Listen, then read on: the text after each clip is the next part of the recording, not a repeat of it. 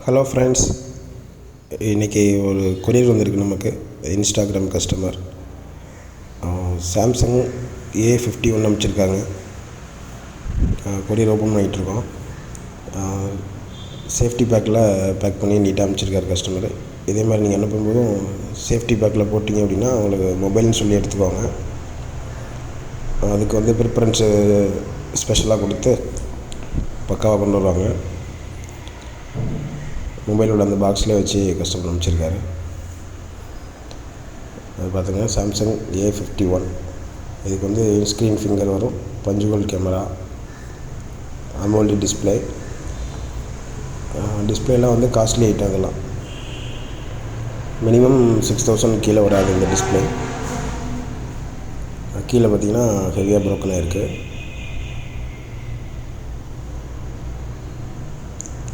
மேலே லைட்டாக ஸ்க்ராட்ச் தான், நான் கீழே வந்து ஹெவி டேமேஜ். கஸ்டமர் வந்து நம்மகிட்ட இன்ஸ்டாவில் சேட் பண்ணி கேட்டாங்க. அப்புறம் நம்ம வாட்ஸ்அப் நம்பர் அனுப்பிச்சி அதை ஃபோட்டோ எடுத்து அனுப்ப சொன்னோம்.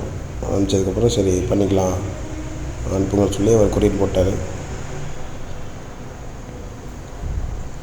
ஃபஸ்ட்டு ஆன் பண்ணி நம்ம செக் பண்ணி கண்டிஷன் பார்த்துக்குவோம்.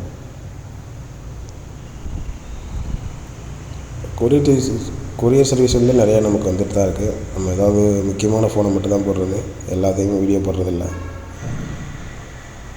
கொஞ்சம் லேட்டஸ்ட் மாடலு, கொஞ்சம் ஹெவி டேமேஜு, அந்த மாதிரி ஹையர் எண்ட் மாடல் மட்டும் நம்ம வீடியோ போடுவோம்.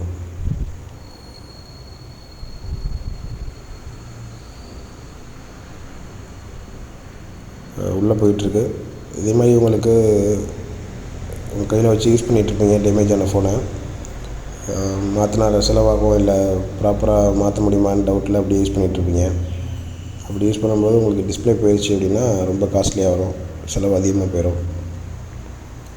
ஃபுல்லாக போனதுக்கப்புறம் மாற்றிக்கலான்னு நினச்சிங்கன்னா அமௌண்ட்டு தான் லாஸ் ஆகும்.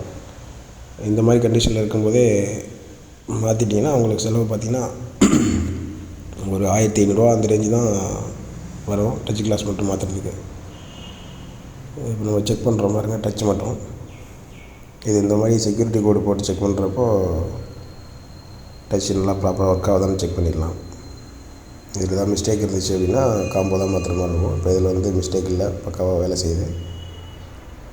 இது நம்ம டச் கிளாஸ் மட்டும் கட் பண்ணுறதுக்கு முன்னாடி ஃபஸ்ட்டு டிஸ்பிளே பிரிக்கணும் செட்லேருந்து.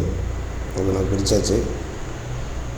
பிரிச்சுட்டு இதுக்கப்புறம் நம்ம டச் கிளாஸ் மட்டும் தனியாக செப்பரேட் பண்ணிவிட்டு புது கிளாஸ் போட்டு மிஷினில் வச்சு ஃபினிஷ் பண்ணுவோம். அதில் பாருங்கள், டிஸ்பிளேக்கு நடுவில் ஹோல் தெரியுதில்ல, அதான் வந்து ஃபிங்கர் பிரிண்ட்டுக்குள்ளது. இது நம்ம ஃபினிஷ் பண்ணி இப்போ பேஸ்ட் போட்டாச்சு. பேஸ்ட் போட்டு ரப்பர் பேண்ட் போட்டு வச்சுருக்கோம். அதுக்கு பார்த்திங்கன்னா அந்த பேஸ்ட்டு காயறதுக்காக ஒரு 1 ஹவர் ரப்பர் பேண்ட் வச்சுட்டு அதுக்கப்புறம் நம்ம ரிமூவ் பண்ணிடுவோம். பேஸ்ட்டு காயிற வரைக்கும் தான் ரப்பர் பேண்டு. இது ஒரு 1 ஹவரில் நம்ம இந்த வேலை முடிச்சிட்டோம். 1 ஹவர் ரெடி பண்ணுறதுக்கு, அப்புறம் ஒரு 1/2 ஹவர்லேருந்து 1 ஹவர் வந்து அந்த பேஸ்ட்டு க்யூரிங் டைமு. அதுக்கப்புறம் இதை நம்ம பக்காவாக ரப்பர் பேண்ட்லாம் எடுத்துகிட்டு அந்த பேஸ்ட்டு சைடில் இருக்க பேஸ்ட்லாம் க்ளீன் பண்ணிவிட்டு பக்காவாக மாற்றினது அடையாளமே தெரியாத அளவுக்கு ஃபினிஷ் பண்ணிடுவோம்.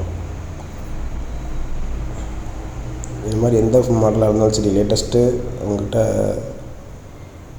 இருந்துச்சுன்னா பயப்பட வேண்டியதில்லை. நீங்கள் கொரியர் போட்டிங்கன்னா உங்களுக்கு சேம் டே என்றைக்கு கொரியர் நமக்கு ரிசீவ் ஆகுதோ அன்றைக்கி ஈவினிங்கே வந்து நம்ம ரெடி பண்ணி திருப்பி உங்களுக்கு போட்டுருவோம். அடுத்த நாள் காலையில் நீங்கள் வாங்கிக்கலாம்.